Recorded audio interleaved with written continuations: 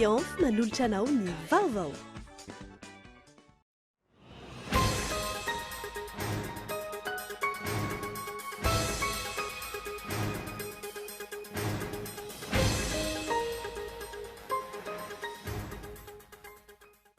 Avy amin'ny fifidianana trano ny olana mitranga eto amin'ny tany sy ny firenena. Miverina indray ny tantara amin'ny fikitiany indray ny lisam-pifidianana tsy nanaovana teny rana. Ny andindin'izay no arainao anatin'ny matoan-dahatsoratra Boazarazana Tsoa. Ny sintona ny taratasy firotsako vidiny ho filohan'ny fizafatao-ny kandida Andriamanarivo Berkeley tsy ampy ny fahaleovantenan'ny komity mikarakara ny fifidianana ranonambarany. Sehatra iray miroborobo eto amintsika ny fiompiana trondro. Mbola olana sedraindreo mpiompy madinika ny fidinan'ny vokatra noho ny tsy fampindreo fitaovana sy ny tsy fampindrano, miena ny vokatra ary mitady tsy hahenika ny tsena anatiny. Mitoetrany ny fiaramiasan'ny orinasa Cool TV FM amin'ny fahita lavitra vahiny tahaka ny TV5 Monde. Nisy ny fiofanana nentin'ny Émilie Lair, fampiofana avy amin'ny TV5 Monde androany, niarahana tamin'ny mpanentana sy ny mpanao gazety teto amin'ny Cool TV FM. Maresaka iraisam-pirenena niverina lany filoham-pirenena ao Rwanda indray Paul Kagame. Mandafahatelo n'ity filoha ity izao hanalany azao. 7 isanjato ny isam-bato azo nandritry ny fifidianana. Ny andindindreo no arainao avy hatrany.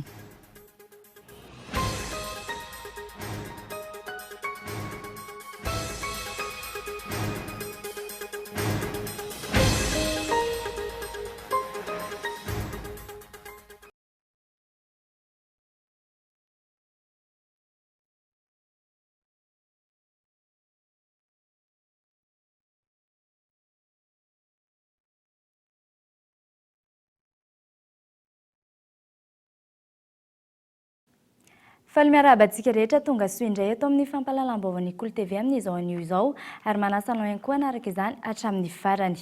Eo amin'ny lafiny politika avy hatrany misy tantarantsika ny fampahalalam-baovao ho avy amin'ny fifidianana trany. Ny olana mitranga eto amin'ny tany sy ny firenena manomboka trany amin'ny fanoratana ny lisam-pifidianana ny olana ka hatrany amin'ny valim-pifidianana ary misy fiantraikany amin'ny fiainan'ny vahoaka iray manontolo mandritra ny fepitaona iasan'ny filoham-pirenena ny voka-dratsiny izany. Miverina indray ny tantara amin'ny fikitiany indray ny lisam-pifidianana tsy nanaovana teny rana. Ny andindin'izay no arainao ato anatin'ny matoan-dahatsoratra Boazarazana Tsoa. Ny tantara no manam-pirofo fa avy amin'ny alalan'ny fifidianana filoham-pirenena trano no miteraka olana ka tsy mampandroso ny firenena. Rehefa tsy lany vahoaka ny filoha, rehefa tsy atokisan'ny vahoaka izy ary tsy mahatoky ny vahoaka ny fidy azy, tsy misy fampandrosoana azo antenaina, korotana indray no miseho. Izay no nitranga tamin'ny fifidianana filoham-pirenena farany teo. Maro ireo nitsipaka ny valim-pifidianana noho ny alabato, saingy nekeny mpiara-mombon'antoka rehetra sy ny antoko politika mba tsy hisiny ny korontana aorian'ny fifidianana. Izany hoe, telina ihany ny bibilava rehefa teny arana. Saingy ny mampametra-panontaniana dia taoriana kely ny fifidianana. Nahazo toerana tao anatin'ny governemanta ny voalohan'ny vao miara-maleo tena amin'sahana ny fifidianana, Beatrice Atala, lasa ministry ny raharaham-bahiny. Ankehitriny, miverina indray ny tantara ratsy, sokafana indray ny lisam-pifidianana, na dia efa nakatona tamin'ny fomba manetriketrika ny 15 ny volana Aprily lasa teo azy.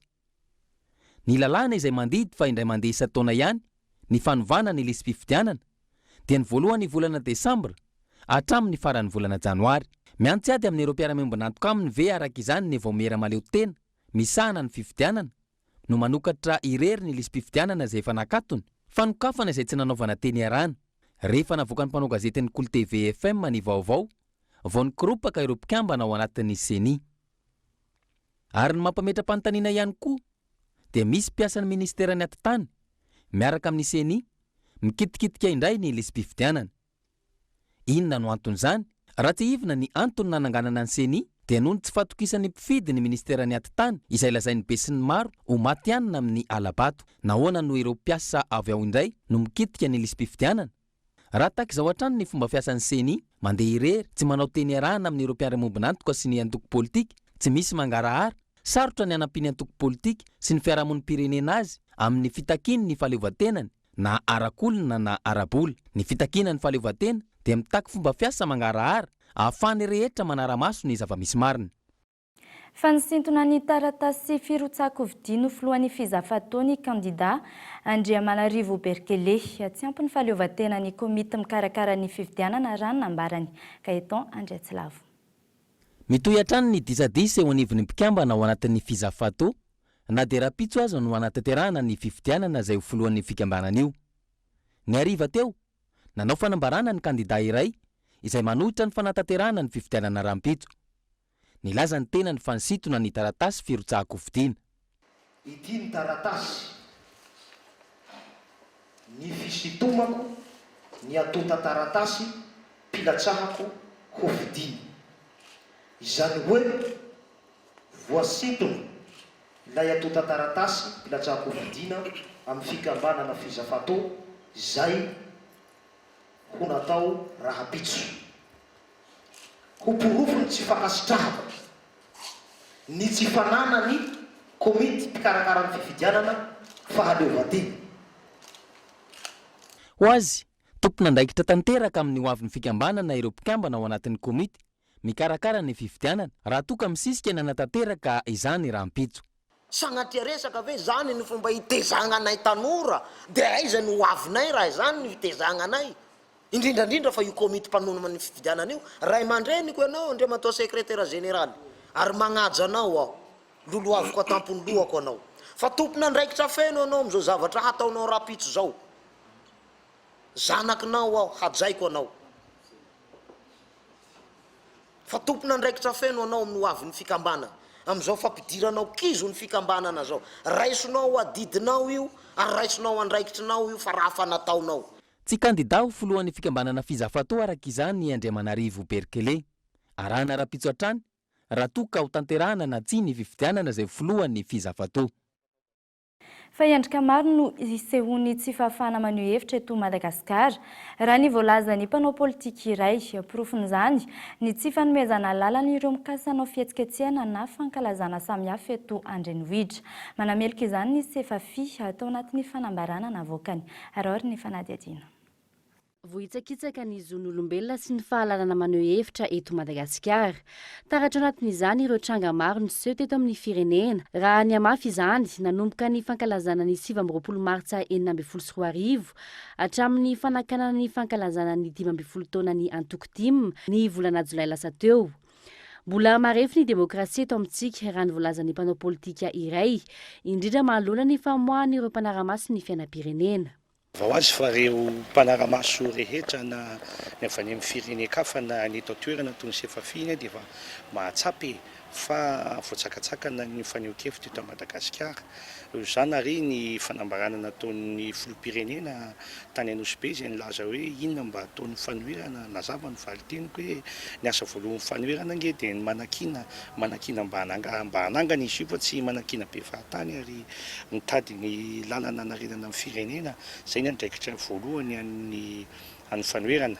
Indrisy nefa eto amintsika fa dia tsy afaka manao an'izany ny fanoherana satria ny sehatra rehetra azahoana maneho hevitra dia tsy misy firy.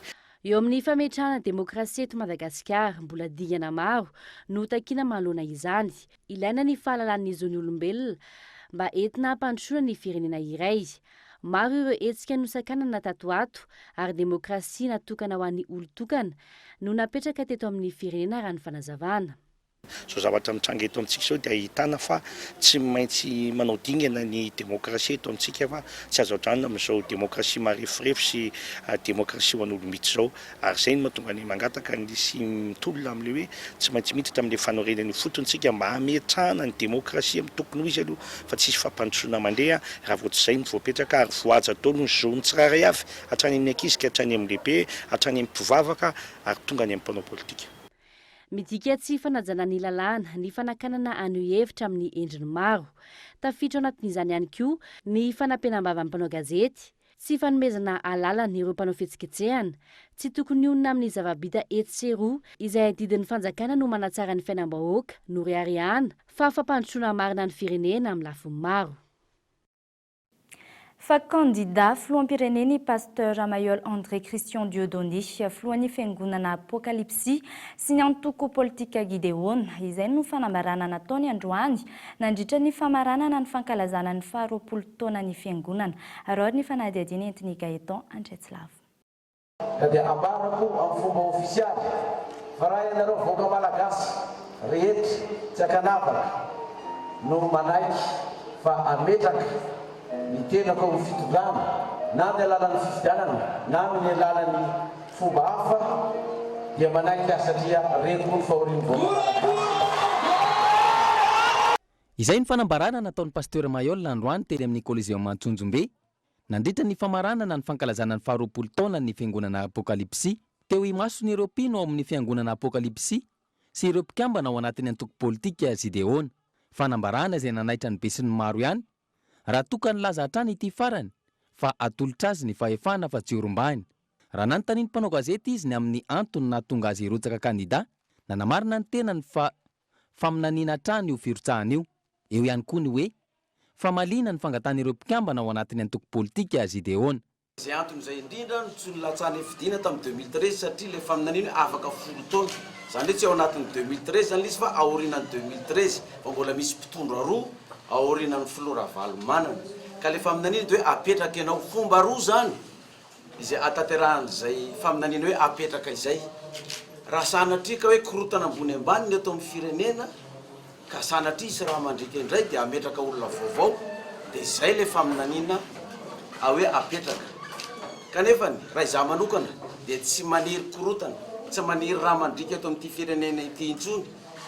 Ka raha fifidianana no tsy maintsy atao ka fifidianana indray no ametrahan'ny vahoaka anao ka manaiky ny vahoaka malagasy sy ny antoko politika izay ametraka eo amin'ny fitondrana izany dia izay le hoe apetraka ianao zany amin'ny lafiny faharoa zany. Ankoatra ny filoha teo aloha Marc Ravalomanana, i pasteur Mayol André Christian Dieudonné no nanambara fa hirotsaka ho fidiana ho filoham-pirenena amin'ny fifidianana ho avy. Samy miomana avokoa araka izany ireo izay maniry ny andimby an'ny Herra Jaonarmampianina. Ary efa manomboka sahady ny tetika rehetra entina andresen-dahatra ny mpifidy amin'ny fifidianana manaraka. Izay ny amin'iny fafitiana aminao ao anatin'ity fanadihadiana manaraka ity kosa ny votoatin'ny lohahevitra roa no resahana tao amin'ny fandarana Kitsipo Omaly izay niompana tamin'ny tsify sy ny fandriampahalemana amin'ny sehatra rehetra eto amin'ny firenena ary mikasika ny lisam-pifidianana sy ny alabato amin'ny fotoam-pifidianana. Ary ny fanadihadiana nataon'ny Fezoro Rafaly. No resahana tao anatin'ny fandarana Kitsipo Omaly ny tontolon'ny fandriampahalemana sy ny resaka fifidianana izay nanasana mpanao politika roa, ny mpandrindra nasionaly ny antoko marina Ranevson Désiré sy ny filoha nasionaly ny antoko RDR Paul Pody.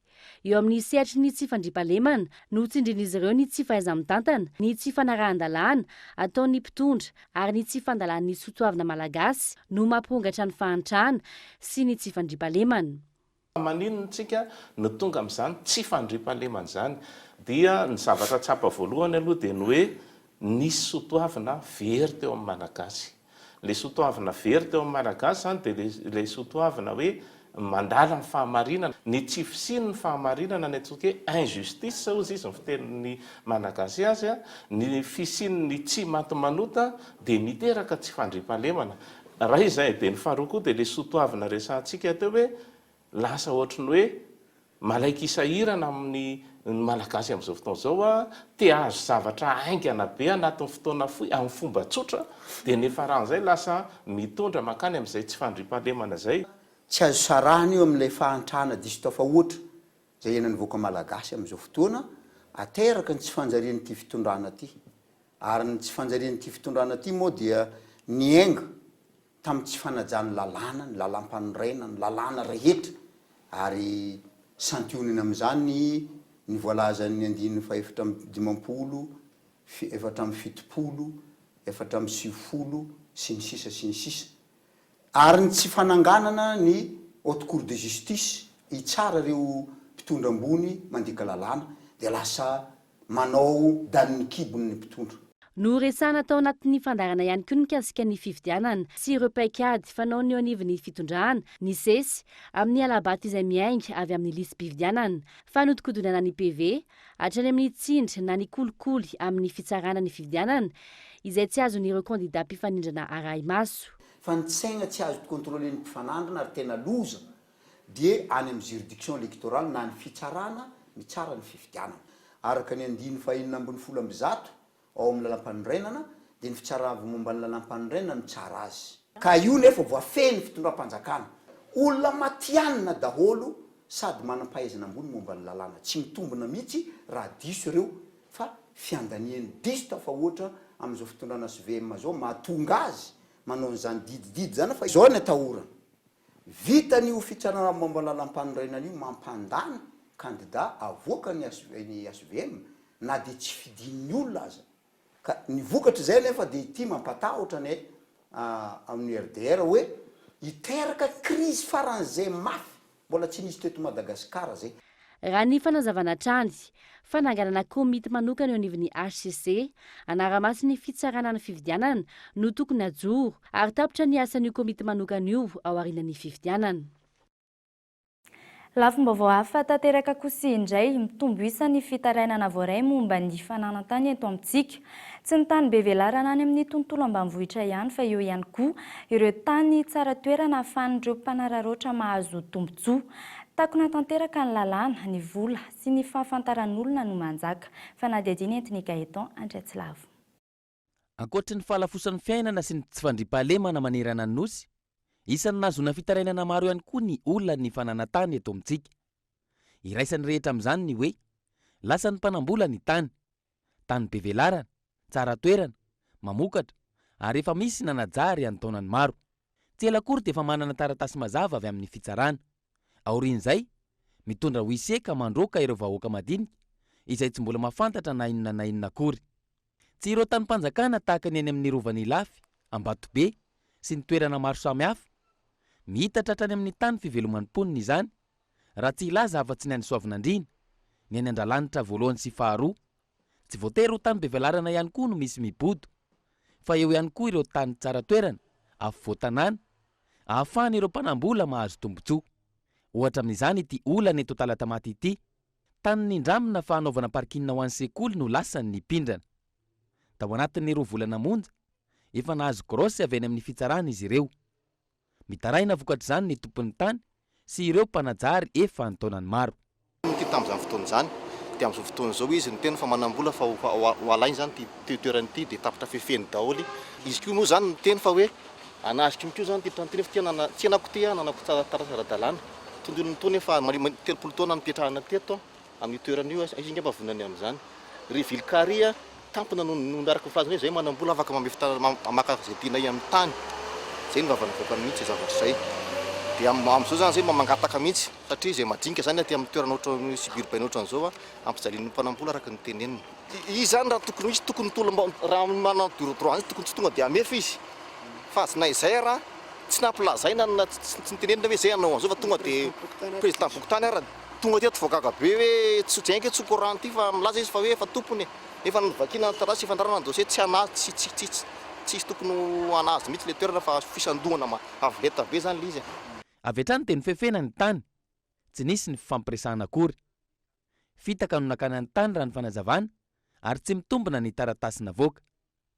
Ohatra amin'izany ny hoe olona tsy mipetraka eny an-toerana akory no natao vavolombelona. Zanety sy Razafindrakody Joseph dia tsy mipetraka eto amin'ny Fokotany Talatamaty akory. Efa nataonay fizana atao amin'ny Fokotany zany hoe aiza ny adresan'ireto olona reto. Nefa raha ny rariny sinitsiny dia ireto olona manodidina hitantsika maso. Ty tsena kely ty ireo mpanao pneu ireo ireo épicerie ireo afaka tokony mijoro vavolombelona hoe tena nanjary an'ity tany ity tokoa ve ty fianarana ity. Ary ny tena tsy fanaran-dalàna farany sady lehibe indrindra le fianarana ary mbola niorina tao aorianan'ny efa nisian'ity tanàna ity.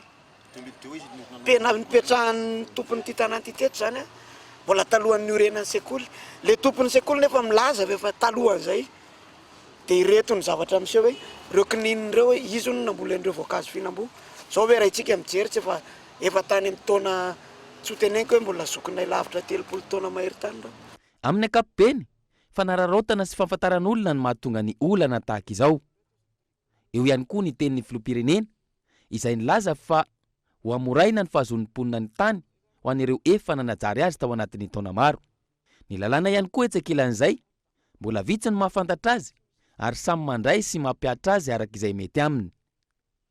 Izy ve ny fanadihadiana lalina momba ny fomba ahazoana taratasy tahaka izao ao anatin'ny fotoana fohy? Eo amin'izay lafiny izay hatrany, aniveriny indray ny fitondrana mpandrevitany eny amin'ny rovan'ny lafy, ataon'olon-tokana milaza ho manana taratasy ara-dalàna. Miantso ny ministera indray andraikitra aingana ny mponina manoloana ny lazain'izy ireo fiverenan'izany matetika. Andry Rarson. Niverina tena faritry ny rovan'ny lafy ny piasany ametraka borina indray, ilay olona milaza ho tompona tany ao amin'ny faritry ny rovan'ny lafy tamin'ny herinandro iny. Efa tamin'ny taona 7,700 ity olona ity raha nambaran'ny mponina ny toerana no nikasa aka io tany io. Miteraka savorovory amin'ny mponina ny toerana ny fiverimberenan'ity olona ity eny Ilafy.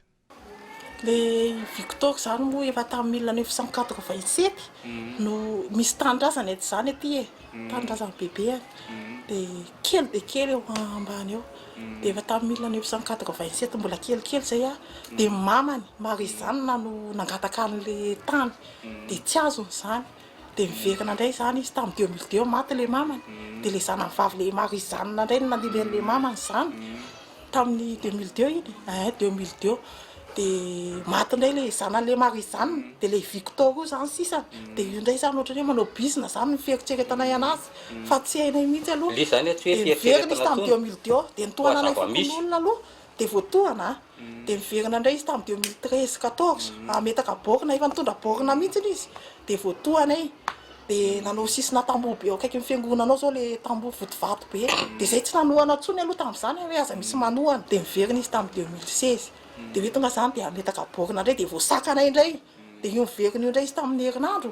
Tamin'ny herinandro. Dia niaraka tamin'izay metaka vaovao indray. Dia le zay metaka najanony teo reto moa ny tao. Dia izy no nandeha nitsoaka hoe hividy borina. Ametaka borina ve ianao a? Tsy maintsy mitondra solitena pokotany a, maka solitena pokon'olona, mitondra solitena ny commune. Zay vao afaka mametaka borina. Amplisin'izany tokony ametaka fisazy ianao a raha angataka an'ity tany ity. Farafahakeliny ny tapa-bolana.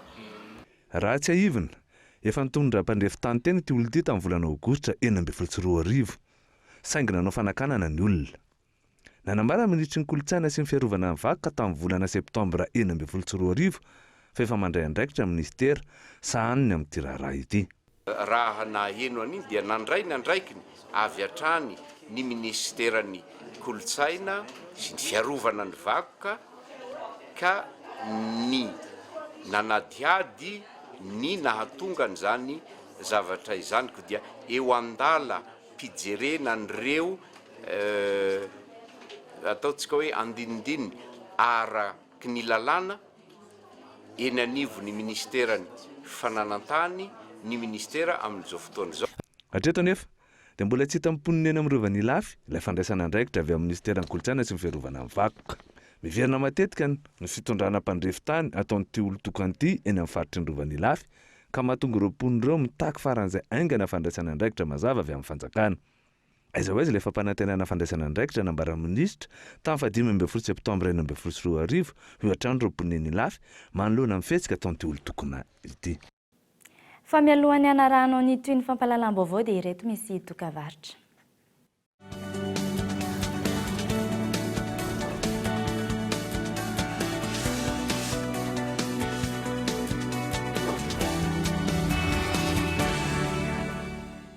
La saga continue avec le K1S. Écran 2,4 pouces, GPRS, Bluetooth, MP3, MP4, radio FM, lampe torche, appareil photo, 1,3 mégapixels, caméra vidéo, slot micro SD jusqu'à 8 Go, batterie longue durée, M-Vool, Facebook, coque anti-choc offerte.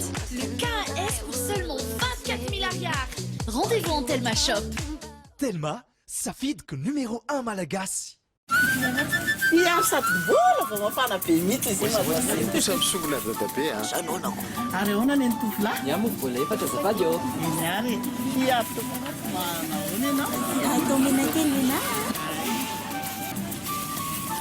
hono aky fa ahoana kindry malafo mofo petape ohatra zao tsy ambara telo lovaiko tamin'ny bebe eko kia Safasdan tsy ambara telo ny fahombiazana. Shell Extra challenge fa marana ny eto Antananarivo ny 9 aogositra eny amin'ny station Shell Yavlo iza no andromaka ilay fiara Suzuki Jimny izy fanentanana isan-karazany sy fampisehoana iarana amin'ny tarika zay.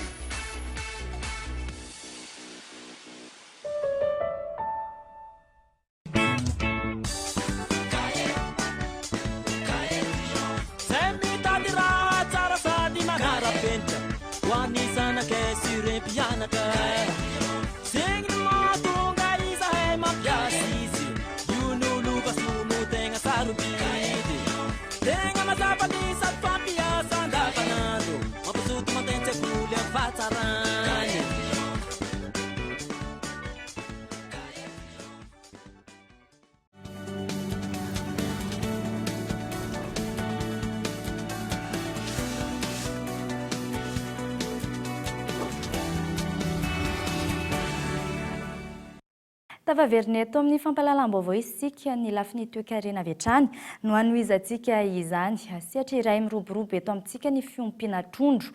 Mbola olana sedrain'ireo mpiompy madinika ny fidinany vokatra noho ny tsy fampiany fitaovana sy ny tsy fampiany rano. Mihena ny vokatra ary mitady tsy ahenika ny tsena anatiny izany. Antony tsy mbola ahafahan'ireo mpiompy madinika manondrana. Fanadihadiana entiny Michela Ranaritsona. Raha nitatra avy amin'ny FAO ny Tondas mamaritra ny 2,300 ny fiompiana tilapia eto Madagasikara ny fanjonoana eny anivon'ny mpanjono ary mahatratra 20,700 ny eny anivon'ireo collecteur.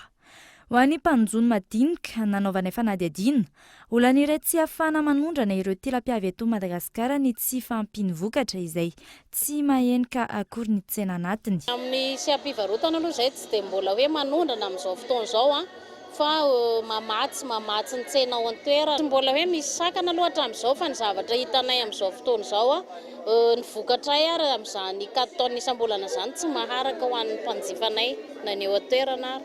Mandina ny 4 taona isam-bolana ary 10 taona isan-taona ny vokatra tilapia ireo mpanjono madinika. Fepetra maromaro no tokony arahina raha ny fanazavana raha te ahatomombana izay fiompiana tilapia izay. Ny fahombiazan'ny fiompiana tilapia zany dia miankina be dia be amin'ny kalitean'ny zana-trondro, amin'ny kalitean'ny sakafo, amin'ny fanaraha-maso. Le fitantanana amin'ny fiompiana amin'ny ankapobeny mihitsy zany tena izay rehetrarehetra izay mitambatra no mahatonga fiompiana mahomby.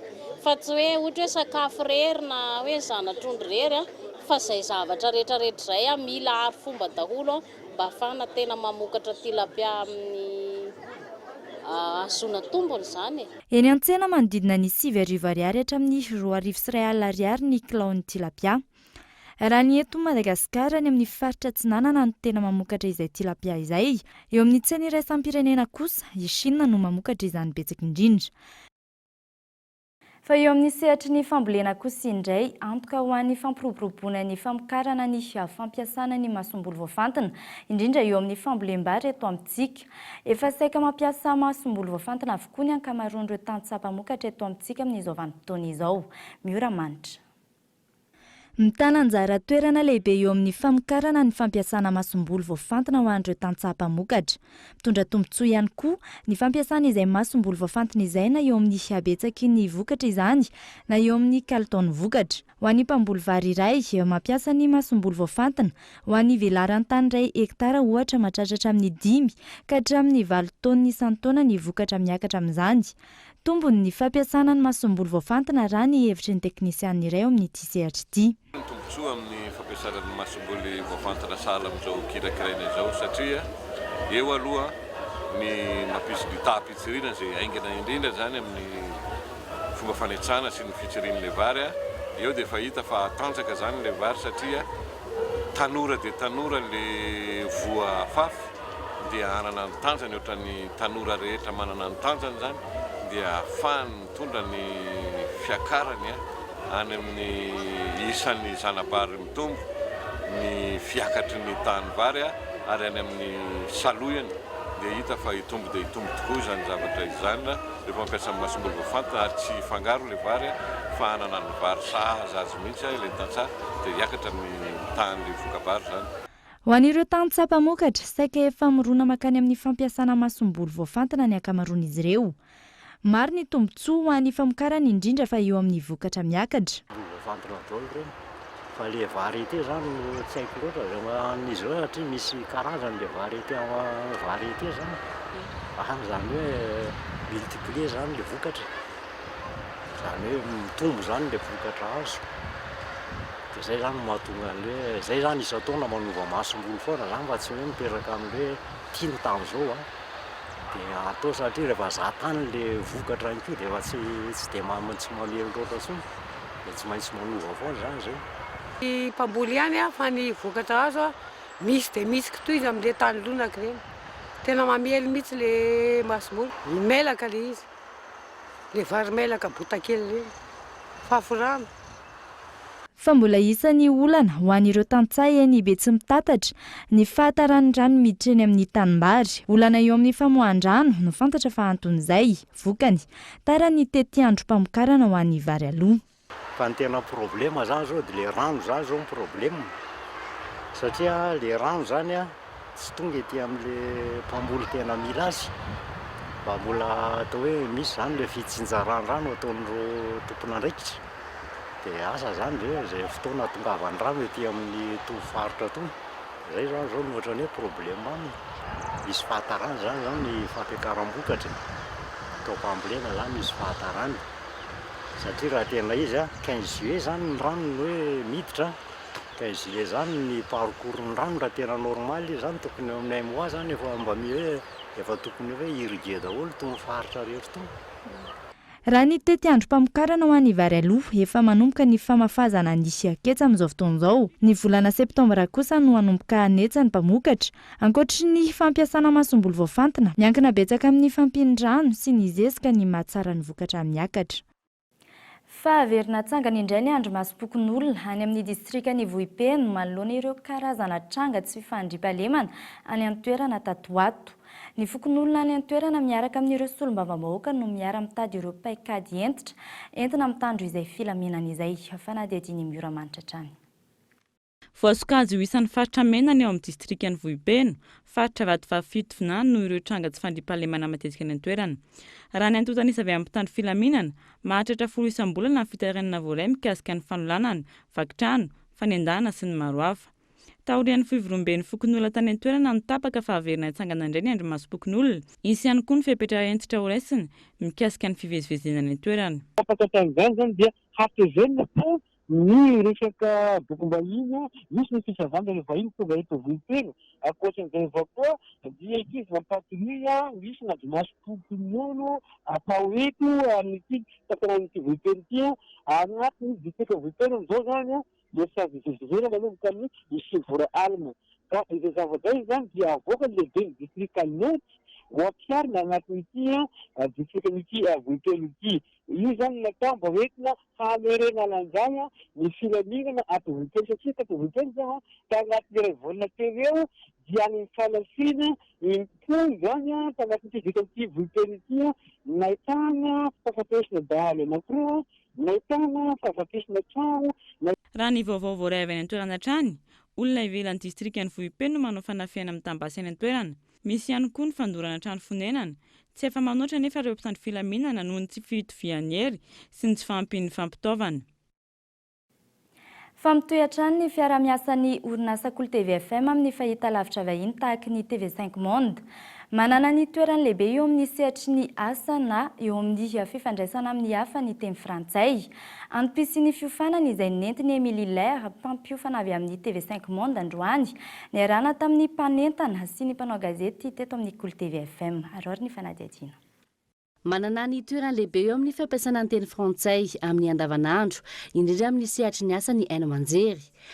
Amin'ny alalan'ireo fanadihadiana vokarin'ny TV5 Monde, isan'andro no entina ampianarana ny rehetra ny teny frantsay. Efitra izay nitsiry tamin'ny mpampianatra iray ka notrandrahan'ny tompon'andraikitra teo anivon'ny TV5 Monde.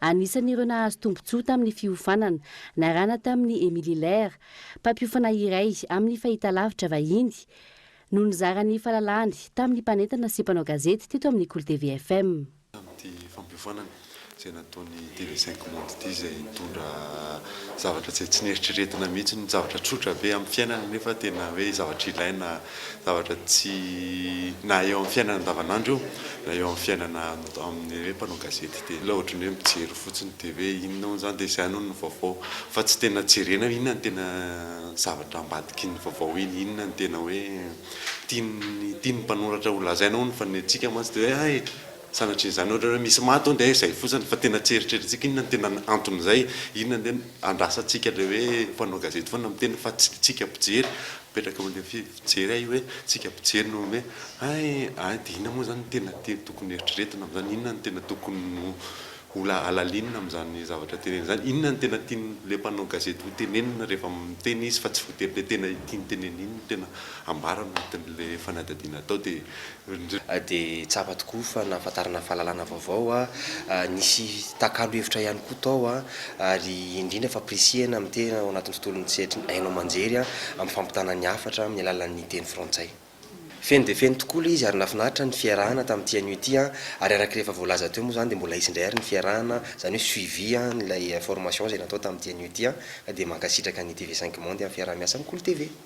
Nisongadina tao anatin'ny fiofanana ny fahaizana mihaino tsara izay fahombiazana eo amin'ny asa andavanandro fa indrindra eo amin'ny fiarahamonina ihany koa. Fandalinana ny teny frantsay amin'ny alalan'ny tranokala TV5 Monde izay afaka mijery izany avokoa ny rehetra ary maimam-poana izany. Et aujourd'hui, je trouvais que le public était particulièrement intéressant. Androany ny afaka ny fandraisan'ny mpiofana ny fiofanana izay tena nahaliana ny maro avy hatrany. Mariako fa mianatra ny teny frantsay amin'ny alalan'ny fanadihadiana ireo vokatra ireo izay entintsika andalinana ny teny frantsay. Tratra ny tanjona voalohany satria afaka nampiasan'ny tranokala ny TV5 Monde izay ahitana ny sokajy iray hoe apprendre le français avec TV5 Monde. Manaraka izay nisy ireo paikady nahafantarana ny fampiasana ny fanadihadiana sy fandaharana vokarin'ny TV5 Monde mba hanatsarana ny teny frantsay. Mba tsy ionona hijery fotsiny ihany ireo fandaharana rehetra fa hijery izany mba hianatra sy handalina izany. Mbola manohy ny fiofanana ho an'ny mpampianatra eny anivon'ny Alliance Française eto Antananarivo i Émilie Lair. Fanamafisana ny fiarah-miasa eo amin'ny Kolo TV FM sy TV5 Monde ny fiofanana androany. Raha tsy ivina nandritra ny fandraisana ny francophonie tamin'ny Tondas no nandraisana ny ekipa ny TV5 Monde izay tarihan'ny tale generaliny Yves Bigot. Fa mbola namarina nanaovany mponina sy ny eo anivon'ny komina Bekopaka fitakiana mikasika ny 500 ny vola miditra amin'ny tsinginy Bemaraha hatreto. Tsy mbola misy ny marimaritra iraisana amin'ireo tompon'andraikitra ny antoerana sy ny MNP hatramin'izao. Manambana ny anao fitokonana faobe manoloan'izany ny mponina tsy hamela ny hidirany mpizahatany any antoerana. Araory ny fanadihadiana. Nandamoka tsy misy valiny hatreto ny fitakian'ny komina Bekopaka mikasika ny tokony hanomezan'ny eo anivon'ny MNP ny 500 ny vola miditra amin'ny tsinginy Bemaraha ananganana fototra-afitrasa. Raha toka manodidina ny 2.4 miliara ariary isaky ny fotoana fahatongavan'ny mpizahatany na ny haute saison no ampidiriny tsinginy Bemaraha isan-taona. Aotra tanteraka tsy nisy fototra-afitrasa natsangana ho an'ny mponina nandritry ny fitoana teo eo hatramin'izao. Dia manodidina volagna 7 miliara FMJ any hoany ane zany antsasakin'izay nefa tsy ny vola no tadiavana nefa fotodrafitrasa antsasakin'izay vola teneniko zay makay zary depuis 2009 zany zavatra teneniko zany nanomboka tamin'ny taona 2024 hatramitsika miteny zao. Zao nefa nandeha tany Isalo, tany Osibe, ta Sainte Marie fa tsy mitovy mihitsy traitement ataon'ny MNP an'ireo commune ireo sy any commune Bekopaka.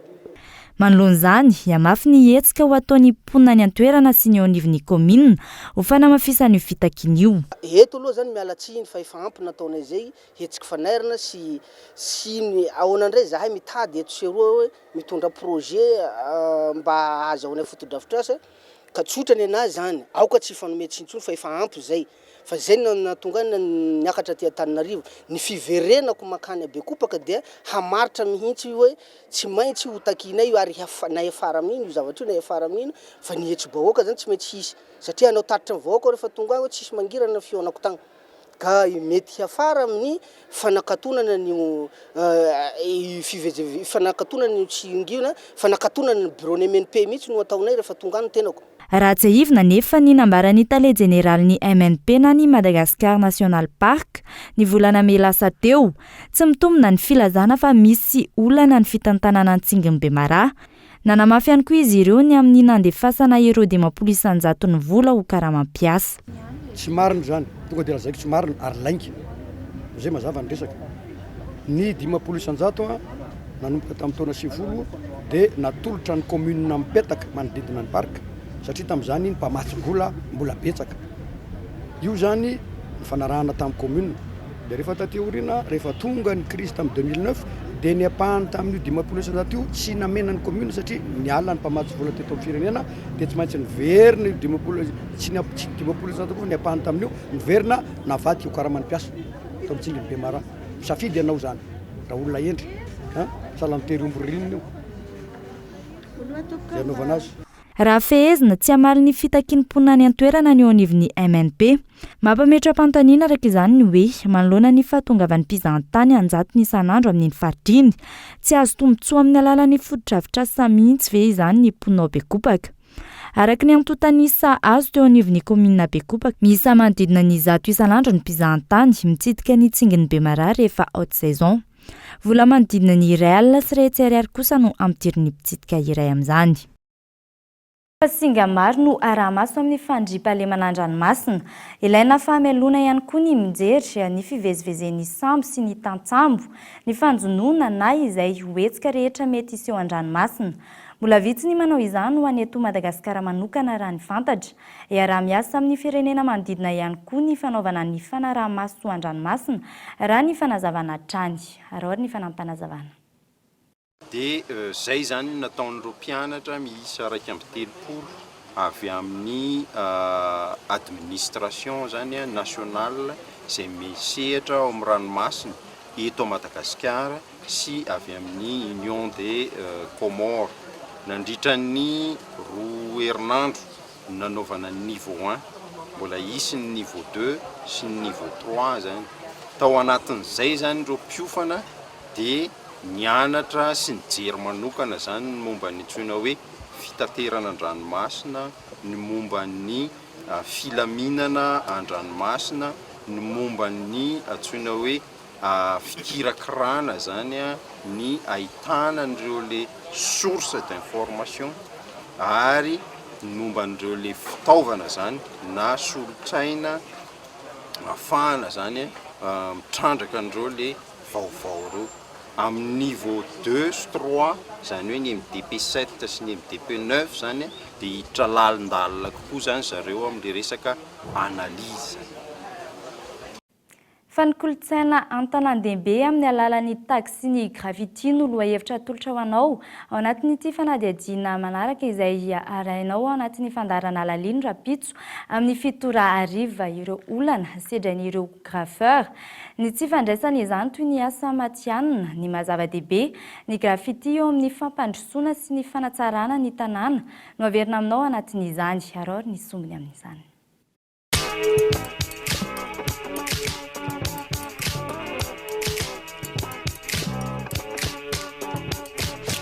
Verina foana dia misy ndray tonga dia zavatra réaliste be ny atao dia ny letrage indray misy karazany be da be fa ny tsotra indrindra bubble somary arrondi zay izy dia tsotra kely dia tonga hatramin'ny world style tonga hatrany amin'ny 3D. Sensibiliser kely aloha fa fotoanantsika izao amezana message iny anjara birikitsika zany amin'ny zavatra haitsika. Mametraka ny anjara birikiny miandala ny graffeur eto andrenivohitra hatrany amin'ny faritra. Toy ny kolontsaina rehetra, ilaina ny tosika avy amin'ny mpitondra foibe na eny anivon'ny commune. Samy manana ny andraikiny ny manam-pahefana, tokony andraikitra ambony sy ny anivon'ny commune. Ireo mpiantsehatra eo amin'ny lafin'ny kolontsaina sy ireo olon-tsotra manoloana izany. Fihetsika tsy mitaky teti-bola goavana na friarehana amin'ny zava-bita izany. Fa eo amin'ny tontolon'ny fanatanjahantena kosa indray hiazakazaka farany afaka fotoana fohy amin'ny 10 ora sy 15 minitra oran'ny Londres, Grande-Bretagne i Usain Bolt. Anao izay farahery ny alana hampahamendrehana izy ao anatin'ny fifaninanana eran-tany amin'ny atletisme izay totosaina ny Londres. Araory ny fanadihadiana. Afaka fotoana fohy dia tonga ny fotoana andrasan'ireo mpaka fitaranja atletisme Ny antony, totosaina ny Londres ny fifaninanana eran-tany atletisme izay andraisan'ny Usain Bolt anjara. Usain Bolt izay mikasany androbaka ny amboara goavany 12 amin'ny ity lalao ity.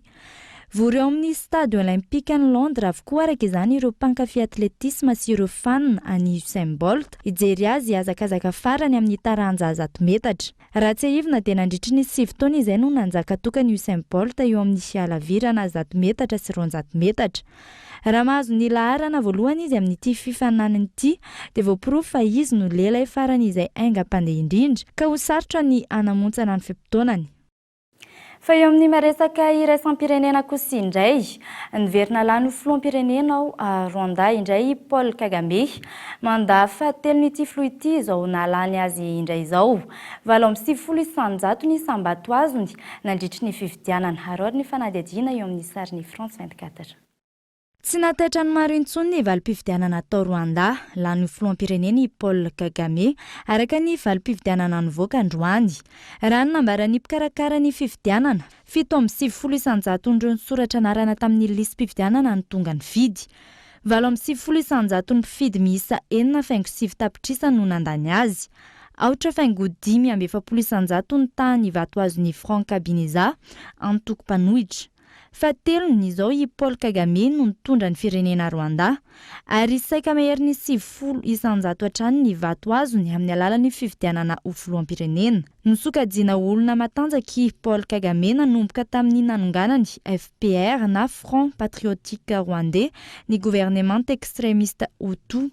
Izay nitarika ny famonoan'olona maro natratratra amin'ny valoetsy ny taona 4.709. Filoha-hevitry ny ministry ny fiarovam-pirenena izy ny taona 2000. Nahazo mahery ny 70 isanjato hatrany izy tamin'ny fifidianana ny taona 3.20 sy 10.20. Ho an'ny mponina ny antoerana, isan'ny nahavita be tamin'ny firenena ity filoha ity ary nampandroso nadiny teo amin'ny lafiny politika, na ny sosialy, na ny ekonomika. Hatramin'ny taona 3.20 no ahafahany milatsaka ho filoham-pirenena raha ny fanazavana. Fa alohan'ny sarana dia ho averina aminao ireo vaovao nisongadina tamin'ity anio ity. Avy amin'ny fifidianana hatrany ny olana mitranga eto amin'ny tany sy ny firenena. Verina indray ny tantara amin'ny fikitehana indray ny listim-pifidianana tsy nanaovana teny Iran. Nisintona ny taratasy firotsako vidiana ho filohampi'ny fizafatao ny kandida Andriamanarivo Berkele tsy ampy ny fahaleovantena ny komity mikarakara ny fifidianana raha ny nambarany.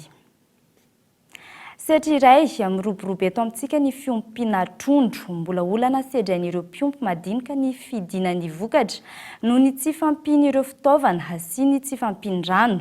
Mihena ny vokatra ary mitady tsy ahenika ny tsena anatiny. Dia izay koa tompoko lasy tokovavy namarana ny fampalalam-baovao tamin'ity anio ity, ankasitrahany ianao nanaraka izany hatramin'ny farany. Veloma tompoko.